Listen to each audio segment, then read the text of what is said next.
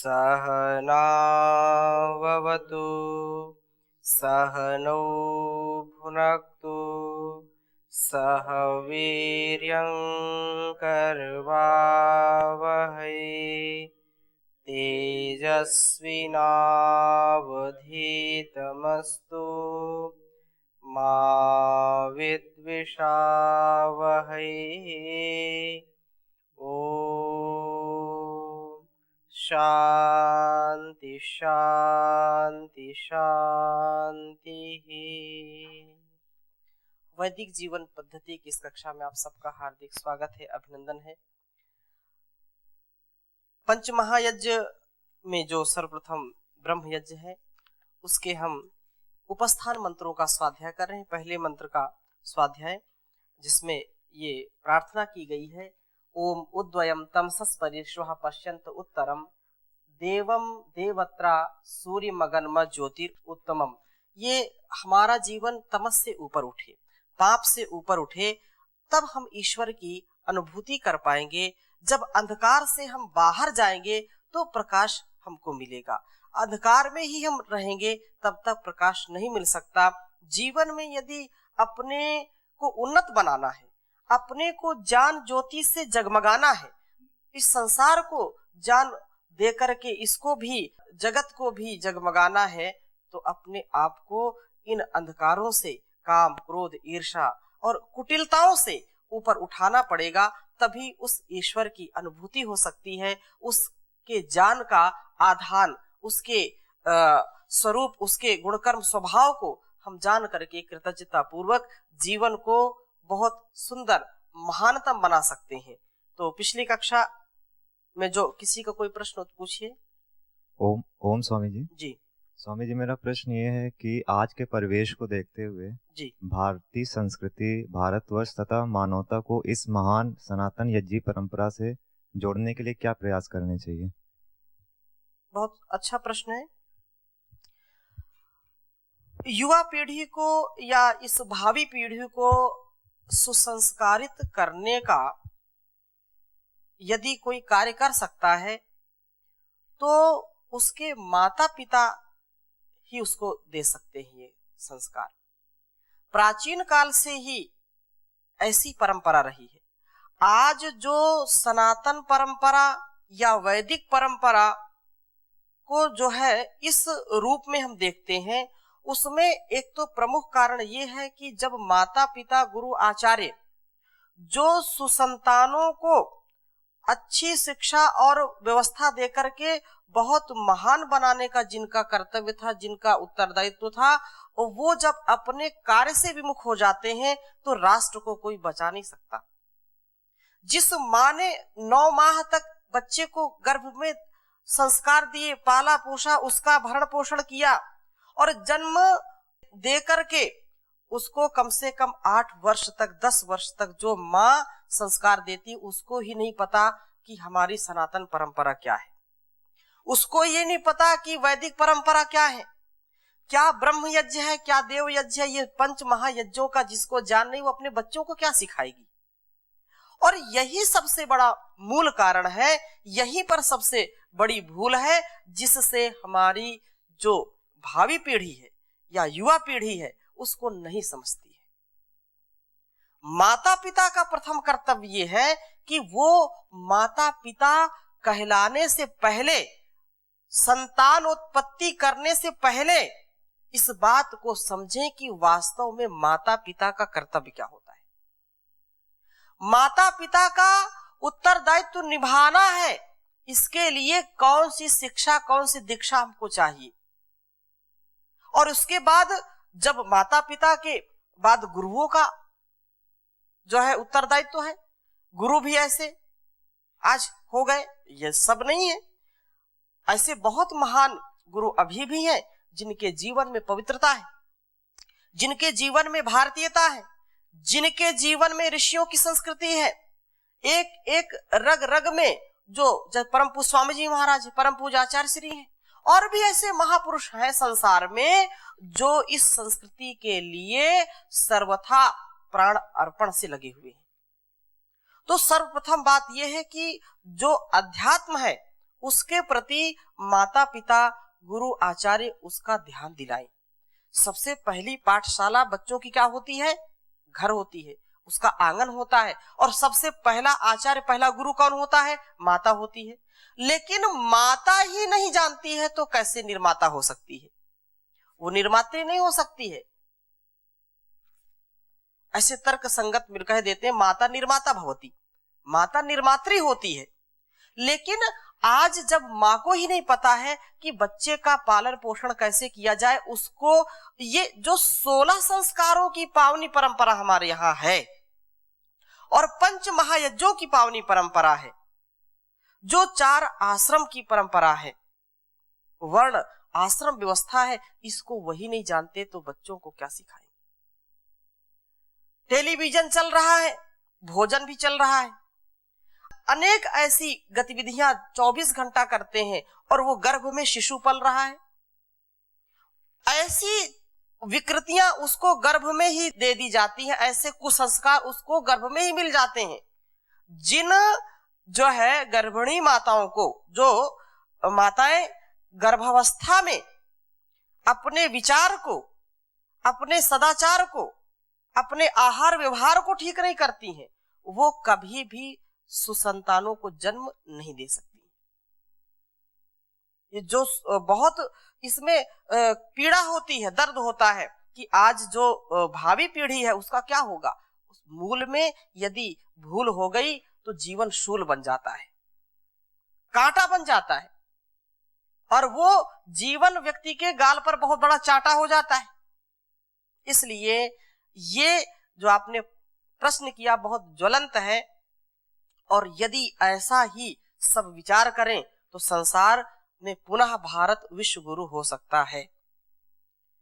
माता ही ऐसी शक्ति है जो संतानों को बहुत महान बना सकती है, और यदि मां ने अपने कर्तव्य को नहीं निभाया तो ठीक है, पूर्व जन्म के जो उसके संस्कार अच्छे होंगे, जो शिशु जन्म लेता है पूर्व जन्म के उसके संस्कार अच्छे होंगे, और सौभाग्य से उसको ऐसे गुरु मिल गए, ऐसा वातावरण मिल गया, तो उसको जो है अच्छा ज्ञान होगा। लेकिन इसका नितांत अभाव भी नहीं है, ऐसा भी हमको विचार करना चाहिए। भारतवर्ष में अनेक ऐसे माता पिता हैं, अनेक ऐसी जो है दाम्पत्य जीवन जीने वाले हैं जो पूर्ण ब्रह्मचर्य का पालन करते हैं, आहार विचार व्यवहार का पालन करते हैं कि कैसे हमको जीना है। अगर संतानों को पैदा करना है तो वो पहले प्लानिंग करते हैं कि नहीं हमको ऐसे संस्कार देने हैं, और ये सत्य है। कई ऐसे जोड़े हैं, मैं स्वयं परिचित हूं कि पूर्ण संयम के साथ उन्होंने संतानोत्पत्ति की, और पूर्ण संस्कार जितने जितने संस्कार उचित है, जो क्रमिक है, उनका उन्होंने जो अनुष्ठान किया, तो ऐसी संतानें श्रेष्ठ बनेगी, ज्येष्ठ बनेगी। और फिर उनको ऐसी गुरुकुलीय परंपरा से जोड़ना, अथवा यदि वो आधुनिक शिक्षा भी प्राप्त करते हैं तो भी वो अपने पथ से कभी भी विचलित ना हो।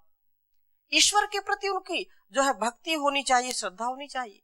जो भी महापुरुष हमने पढ़े, हम जानते हैं जिनको, चाहे जो महर्षि दयानंद हो, चाहे विवेकानंद हो, चाहे शिवाजी हो, चाहे महाराणा प्रताप हो, चाहे झांसी की रानी लक्ष्मीबाई हो, चाहे जो है दुर्गावती हो, जितने भी महापुरुष हुए हैं, अरविंदो हो, सुभाष चंद्र बोस हो, या जो है भगत सिंह हो, उनके जब जीवन को आप पढ़ोगे तो उन मूल में आपको उनकी माता से या उनके घर वालों से ऐसी शिक्षा दीक्षा उनको मिली जिससे वो राष्ट्र की सेवा में, समाज की सेवा में और इस भारतीय परंपरा, संस्कृति और संस्कारों के लिए अपना पूरा जीवन लगा दिया। दुर्भाग्य है कि ऐसे माता पिता जिनको यही नहीं पता कि हमारे महापुरुष कौन है, उनको यही नहीं पता हमारे देवी देवता कौन है, उनको तो हीरो हीरोइन, नेता अभिनेता का नाम खुद पता है। क्योंकि वही देखते हैं, वही सुनते हैं, वही जानते हैं, तो वो जो है जो शोले या अन्य जो फिल्म देखते हैं तो वही तो पैदा होंगे, गब्बर और वीरू तो पैदा होंगे। कोई राम और लक्ष्मण पैदा होगा क्या? कृष्ण पैदा होगा क्या? नहीं हो सकता है। जब कभी जीवन में यज्ञ नहीं किया, माँ ने या पिता ने या घर में कभी यज्ञ नहीं हुआ तो इस परंपरा से कौन जोड़ेगा? ये हमारी गलती है, हमारी कमी है कि हम अपने बच्चों को, हम स्वयं बचते रहते हैं, हमको स्वयं इसका ज्ञान नहीं है।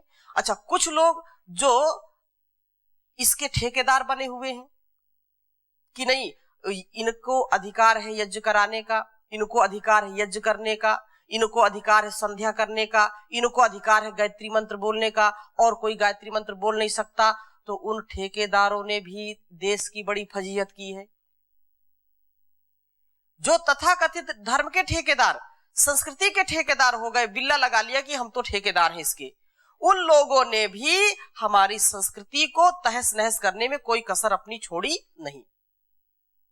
इसलिए इस देश की ऐसी स्थिति हो गई, जहां घर घर हवन होते थे, जहां घर घर अनुष्ठान होते थे, वो परंपरा टूट गई।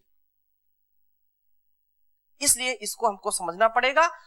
ईश्वर के लिए हम जीवन समर्पित करें, ईश्वर को सबसे ज्यादा महत्व दें, क्योंकि वही सब कुछ है और वही हमारे जीवन का उद्धार करने वाला है। तो वो माता जब ऐसी करेगी, मैं अक्सर इस बात को कहता हूं, नारियां देश की गर संभल जाए तो, देवियां राष्ट्र की गर संभल जाए तो, देश फिर से जगत गुरु बन जाएगा, वेद का ज्ञान हो, ओम का ध्यान हो, वेद का ज्ञान हो, ओम का ध्यान हो, पाप तापों का अवसान हो जाएगा, देवियां राष्ट्र की गर संभल जाए तो ये माताओं का कर्तव्य है। कि हमने जब इसको आरंभ किया था संध्या, तो उस समय माता कौशल्या राम को कहती है कि बेटा उठो, प्रभात जो है संध्या का समय है, संध्या कर लो। ऐसी माताएं जब अपने बच्चों को सिखाती हैं, शिक्षा देती हैं कि अब संध्या करो, अब हवन करो, अब प्राणायाम करो, अब योग करो, अब महापुरुषों की जो है कथाएं पढ़ो, समझो, जानो, तो जाकर के जीवन अच्छा बनता है। तो चाहे यशोदा हो या कौशल्या हो, चाहे जीजाबाई हो, या प्राचीन काल में हम जाएं तो गार्गी, मदालसा, मैत्रेयी, अपाला, ये जितनी भी जो है हमारी विदुषी देवियां थी, नारियां थी, वो उन्होंने इस राष्ट्र को एक नई सोच, नई दिशा दी है। और आज भी है, ऐसे नहीं, कुछ गिने चुने ही ऐसे लोग हैं। जहां बीच में ये हो गया था कि स्त्री शूद्रो नाधीयता, स्त्री और शूद्रों को पढ़ाने का कोई अधिकार नहीं, ना पढ़ने कोई अधिकार है, आज वो बिल्कुल ध्वस्त हो गया है। ये तो हम शुक्र मनाएं, ये हम धन्यवाद करें महर्षि देवदयानंद का, जो पुनः उन्होंने वेद से हमको जोड़ दिया। और ये पतंजलि योगपीठ, जहां परम पूज्य स्वामी जी महाराज ने इतना बड़ा अनुष्ठान किया है, वैदिक गुरुकुलम, वैदिक कन्या गुरुकुलम, जहां पर ब्रह्मवादिनी बहने, ब्रह्मचारी, सन्यासी, साध्वी बहने एक राष्ट्र को एक नई दिशा देने का काम हो रहा है। ऐसे देश बदलेगा, ऐसी भावी पीढ़ी को हम जोड़ सकते हैं। उनको ये गौरव ही नहीं है, क्यों? उनको जानकारी नहीं। तो उनको हम संस्कारित करने के लिए सबसे पहले माता पिता का उत्तरदायित्व है, फिर गुरुओं का उत्तरदायित्व है। इसलिए इस बात को हमको समझना चाहिए। और कोई प्रश्न? तो ये जो अंधकार हमारे जीवन में है, इससे हम ऊपर उठे। यदि ये भी साधन हो सकता है, यदि घरों में माताओं को या किसी को मंत्र नहीं आते, तो कम से कम कुछ ऐसे भाव उनके अंदर ईश्वर के प्रति होने चाहिए, समर्पण की ऐसी भावना होनी चाहिए कि उनको वो स्वयं भजन ऐसे गाएं और बच्चों को भी सिखाएं, ताकि उनकी श्रद्धा और भक्ति उस ईश्वर के जो है ऊपर हो सके। एक भजन एक भक्त ने लिखा है, ईश्वर तेरे चरणों में, ईश्वर तेरे चरणों में जीवन ये गुजर जाए, मेरे जीवन का कांटा, मेरे जीवन का कांटा एक पल में निकल जाए, ईश्वर तेरे चरणों में। तेरे रंग में रंग जाऊं, तेरे संग मैं तर जाऊं, तेरे रंग में रंग जाऊं, तेरे संग मैं तर जाऊं।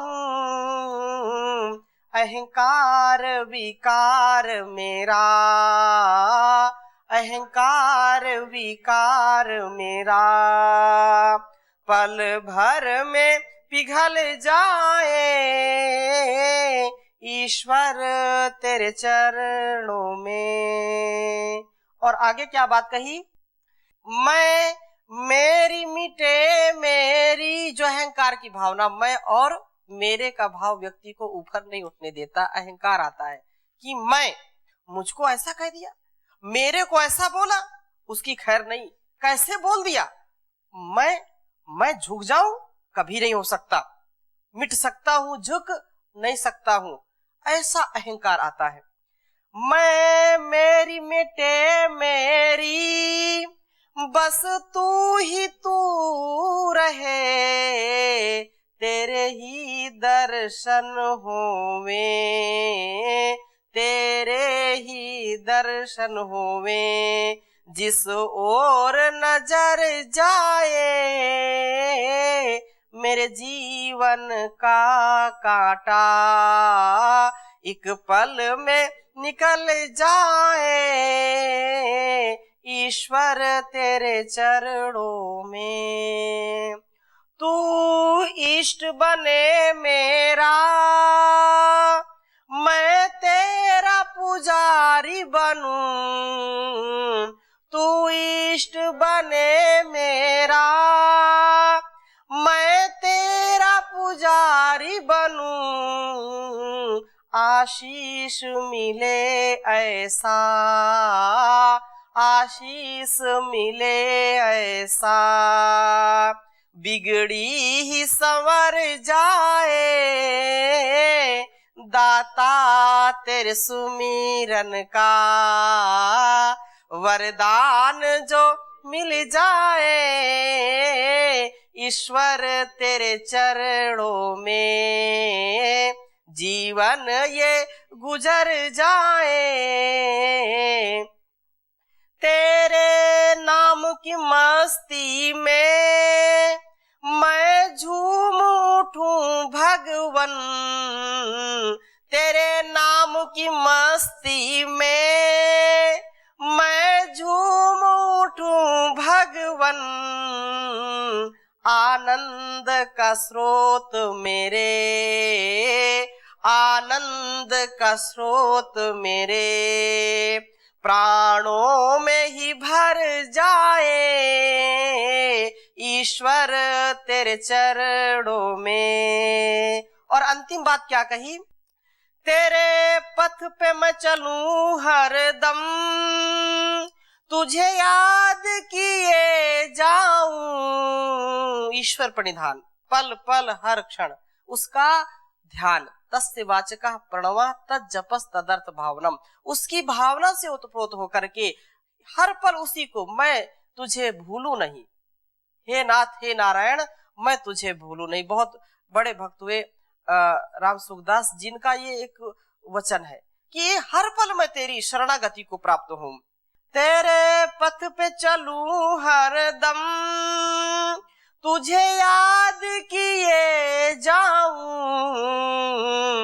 प्रभु शरणाश्रित बनकर, प्रभु शरणाश्रित बनकर मन करुणा से भर जाए, ईश्वर तेरे चरणों में जीवन ये गुजर जाए, मेरे जीवन का कांटा एक पल में बदल जाए, दाता तेरे सुमिरन का वरदान जो मिल जाए, मुरझाई कली दिल की एक आन में खिल जाए, एक आन में खिल जाए।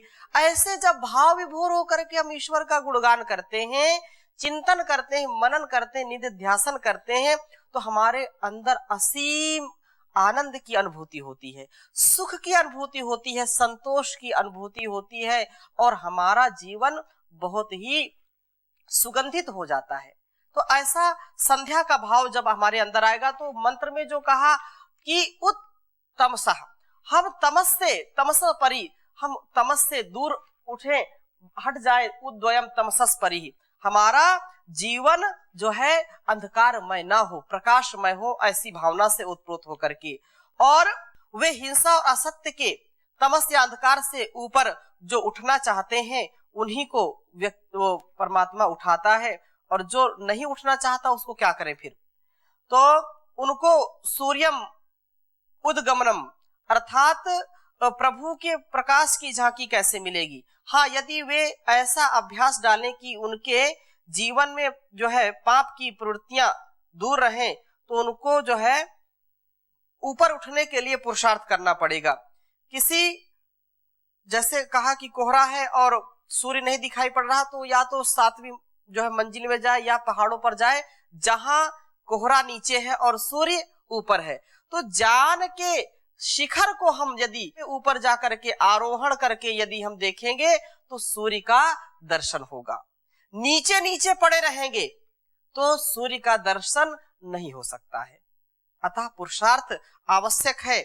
इसीलिए यहाँ महात्माओं के जीवन को हमको स्मरण जो है रखना चाहिए। हम भी अपने जीवन को उत्कृष्ट बना सकते हैं। कब? जबकि हम स्वः पश्यन्तः, स्वपश्यन्त आया ना, स्वपश्यन्त, कि स्वर्ग अर्थात ऊपर की ओर देखें। स्वः का अर्थ यहाँ कोई विशेष स्थान नहीं, विषय वासनाओं के कुहरे से ऊपर उठते हुए आत्मा को प्रकाश की प्राप्ति होने लगती है।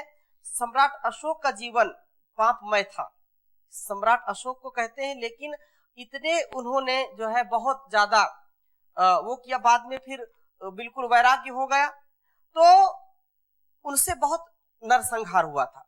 बहुत बड़ी जो है उन्होंने लड़ाइयां जीती, लेकिन बहुत ही खून खराबा हुआ। कोई उन्होंने कसर छोड़ नहीं रखी थी। जो भी युद्ध करते थे उसमें विजय प्राप्त करते थे। यकायक उनकी अचानक ही उनकी आंख उस अंधकार से ऊपर उठ गई और उसको ऐसी ज्योति की किरण दिखाई दी कि उनका पूरा जीवन बदल गया। उसको सत्य और अहिंसा पर श्रद्धा हो गई। इसी प्रकार से जब आपको प्रकाश की किरण सूझ पड़े तो उससे संतुष्ट ना होजिए, आगे अभ्यास करते जाइए कि थोड़ा सा प्रकाश हुआ बस उससे संतुष्ट हो गए ना।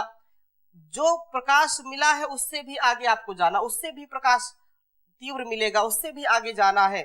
इसलिए उत्तरोत्तर उन्नति करेंगे तो आत्म प्रकाश भी आगे आपको होगा, आत्म दर्शन होंगे। हर बात अभ्यास से ही पूर्ण अभ्यास होने पर होगी।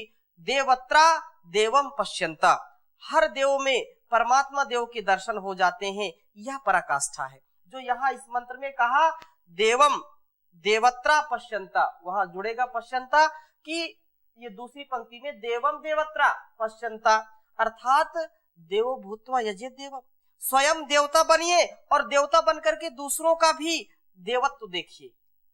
यस्तु सर्वाणि भूतानि आत्मन्यवानुपश्यति सर्वभूतेषु चात्मानं ततो न विजुगुप्सते अथवा विचिकित्सति। यस्मिन् सर्वाणि भूतानि आत्मैव भूत विजानतः तत्र को मोहः कः शोकः एकत्वम् अनुपश्यता। एकत्व आएगा, उसके जीवन में सत्व आएगा, सतो गुण की प्रधानता होगी, प्रकाश की प्रधानता होगी, अंधकार छट जाएगा, मिट जाएगा, वो प्रकाशमय जीवन व्यतीत करेगा। और देवत्रा देवम, देव मनुष्य पुरुष पुरुष पुरोमत्येभ्यो द्वितीया सप्तहुलम, ये जो है पाणिनि का एक सूत्र है, उसमें ये कहा कि देवत्रा का अर्थ हुआ कि देवों में, अर्थात देव अर्थ है प्रकाशवान पदार्थ। देव तो बहुत से हैं, सूर्य चमकता है अतः देव, चंद्रमा चमकता है अतः वो भी देव है, बिजली चमकती है वो भी देव, जो प्रकाशित करते हैं, जो द्योतित होते हैं, प्रकाशित होते हैं, वो देव, वो भी कहलाते हैं। तो ये सारा देवताओं से, जुगनू भी चमकता, वो भी प्रकाश देता, वो भी देव कहलाएगा। अतः देव, बिजली या दीपक चमकता है देव है, गैस जलती है तो भी वो देव कहलाती है, आंख चमकती है या आंख जो है उल्लू की आंख चमकती है या बिल्ली की आंख चमकती है तो उसको भी देव कह देंगे। अर्थात जो भी चमक वाली चीज है वो देव कहलाएगी। परंतु इन सब देवों से बड़ा देव, ये सबसे महत्वपूर्ण बात है, इन देवों से सबसे बड़ा, जो देवों का भी देव है, महादेव है, देवाधिदेव है, जो वो परम पिता परमेश्वर महादेव है, जो उत्तमम ज्योति ही, सबसे उत्तम ज्योति, ज्योतिरुत्तमम, इन सब ज्योतियों का भी वह ज्योति है। इसलिए अंतिम में कहा कि ज्योतिरुत्तमम, ज्योतियों का भी ज्योति है। मंत्र के अंत में कहा सबसे बड़ी ज्योति है। पाप रूपी अंधकार से उठ करके जब मनुष्य हृदय स्वच्छ करने लगता है या स्वच्छ उसका हृदय होने लगता है, तो जो प्रकाश पहले धुंधला था, दिखाई नहीं पड़ता था, वह अधिक स्पष्ट हो जाता है और हम अनुभव करने लगते हैं कि जहां ज्योतियां छोटी छोटी थी वहां परम ज्योति, सबसे बड़ी और सबसे उत्तम ज्योति, जो समस्त अन्य ज्योतियों का भी देने वाला है, उसी बड़ी ज्योति के आधार पर यह सब कुछ प्रकाशित हो रहा है। तो इस प्रकार से हम ये समझ सकते हैं कि छोटे छोटे प्रकाशों से हम संतुष्ट ना हो। छोटा ज्ञान हुआ, छोटी सी बात आई तो भी हमको उसके बाहर जाना है, उसके और पार जाना है, क्योंकि ये ऋषियों ने भी इतनी खोज की, इतना जीवन को पवित्रता से और जीवन जीने की जो पराकाष्ठा होती है जिया, लेकिन अंत में कहा नेति नेति, नाइति नाइति, जितना हमने जाना है, जितना उपदेश किया है, केवल इतना ही नहीं है, इसके आगे भी बढ़िए। आप अपने को और विशालतम ज्ञान का अधिकारी बनाइए। तो आगे और चर्चा करेंगे इसकी। बहुत सुंदर यह प्रकरण चल रहा है, हम इससे प्रकाशित हों, जीवन में हर प्रकार के दुर्गुण दुर्व्यसन से बचें, साथ साथ चिंतन भी करते रहें, एक एक पल पल उस परम पिता परमेश्वर का ध्यान करते रहें। इन्हीं शुभ संकल्पों के साथ, शुभ कामनाओं के साथ आज यहीं पर विराम देते हैं। ओम शांति शांति शांति।